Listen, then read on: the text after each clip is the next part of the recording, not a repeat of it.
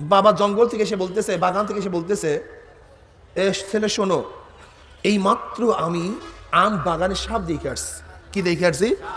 খবরদার আম বাগানে যাইও না, সাপ। এখন বাবা ছেলের চোখের দিকে তাকায় দেখতেছে, আমি ছেলেকে যতই বুঝাবার চেষ্টা করতেছি, ছেলে আমার কথা বুঝতে চায় না। ও ভাবতেছে আব্বা হয়তো আমাকে আম খাওয়ার জন্য নিষেধ করতেছে, অপছন্দ করতেছে। এটা বাবা তার চেহারার দিকে তাকায়, চোখের দিকে তাকায় অনুভব করতেছে। এখন তো ছেলে যদি আম বাগানে যায় সাপে কাটবে, আমার একই সন্তান, আমার নিজের উড়াজার সন্তান, ও মারা গেল তো আমি নিজেই কারবার শেষ। এখন বাবার মধ্যে মোহাব্বত গলবা হয়ে গেছে, মোহাব্বতের জোশ মারছে।